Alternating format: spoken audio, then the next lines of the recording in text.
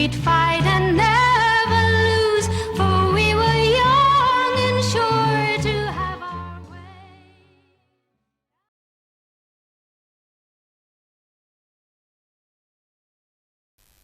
Hi, what I'm going to do today is an introduction to producing videos.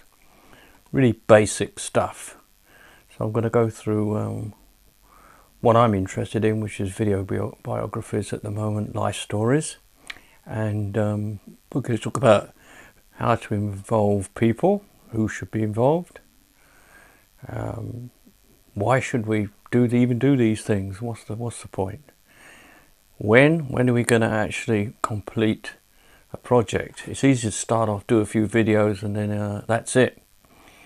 We're going to figure out where we're going to do it. Like, this is a sort of a studio setup with a green screen, but that's not the absolute minimum. Obviously, the absolute minimum is a camera, and that's all, and probably a cell phone. What other equipment do you need?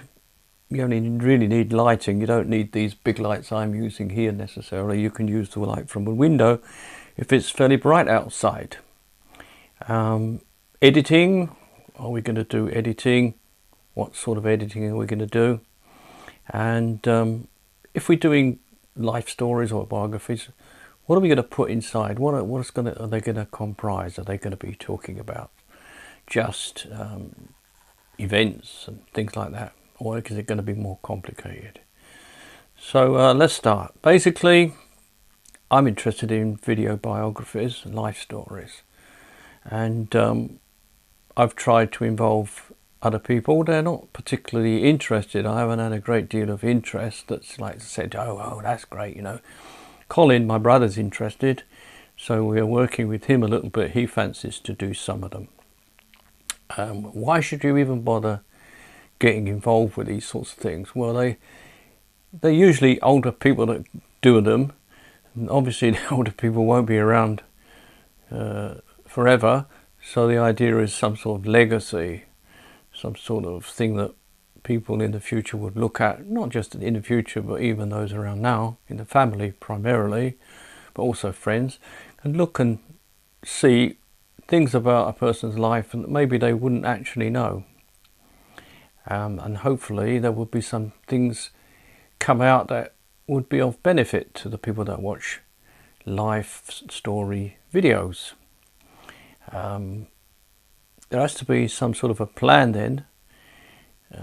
Probably it's a good idea to write a few notes as to what comprises the whole series. It's easy to start with one video, 2, 3, whatever it is, but to come up with a complete list of all the topics that's going to be covered, and then the thing would be complete. That's obviously a little more complicated. As I said, where you're going to do it. You could do it outdoors. We tried one outdoors when my brother was here a while ago. It wasn't a success. We couldn't believe how much noise came. Trucks, even helicopters and things were coming over. And generally in the garden it's quiet, but not that day. So I would say do it indoors. You can even do them in the car if you want. I might do some more, but there's a couple I've done already in the car. It's nice and quiet. What equipment do you need? You actually nowadays only need a decent smartphone, and not even a fancy smartphone. You're looking for something with a resolution of about 1280 by 720, and as it takes pictures, and then you've got to have some place to set it up. There's a tripod here that this particular smartphone is sitting on. But you can just do it with books on a bench or a desk. This is a selfie stick. They're quite cheap. A selfie stick, and this one, no, it might mess me up. It's got little feet, so you can actually use it. You think I'm going to go up and down, point it at yourself from sitting on a desk, a little table, and you're in business. This thing with books is not a great success. You tend to have a few problems when you use books and other things to stand the camera on, or your phone. Editing. You don't actually need to do much editing at all, if any, if you get smart. Like this particular software, you can set a timer such that you switch it on, and then you go back to your seat, and then it will come on, and then you can switch it off. At the end, there's obviously going to be a problem where you want to switch the camera off, so you're going to be heading towards the camera, and it's not very brilliant to do that. So it's better to have an editing software that you can at least chop bits off it. No fancy stuff which they call parallel editing software, just one clip, and then you can chop the end off, and then another clip you can chop the end off and stick them together. You can get that software as part of the smartphone system from Android. I'm using Android. What elements are you going to have in your life stories? Well, you might just have events, births and weddings, and deaths and college or whatever else is going on in the person's life or has gone on. You could talk about people that are important, have been somehow part of somebody's life and forming their life perhaps. You could have places, obviously, where you're born, where you went to school. You can try and get to this level of doing a story that's actually a bit more meaningful, and that's the level I'm trying to get to. So that's that you try and explain, I'm this way because of this, and I ended up doing this or being someplace or another because these sets of circumstances affected me, and my value systems were this.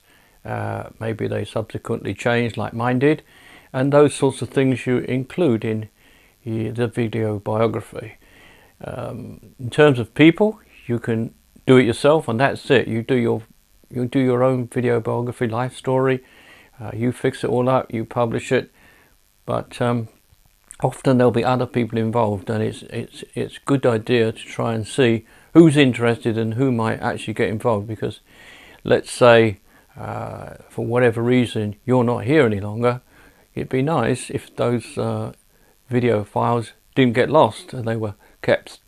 So I would recommend you keep them in several places, in the cloud somewhere or another, maybe Google Photos or somewhere like that, and then you've also got copies on at least USB sticks, and you pass them around to family, friends, so that they won't actually easily get lost. So that's the introduction. I might on the end sort of whittle it down to a few tips and actually write them up and include them on the frame. It's not very difficult to do that thing, but people are quite surprised. They're quite, oh look, he's got the text coming up beside him on the screen there. So that's a useful thing to be able to do, but not essential. So that's it for the first one of these ones, how to do video biographies, and look forward to seeing you or you seeing me for the second and subsequent ones. Thanks. Those were the days, my friend, we thought they'd never end.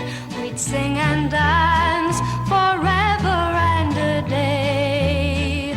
We'd live the life we choose, we'd fight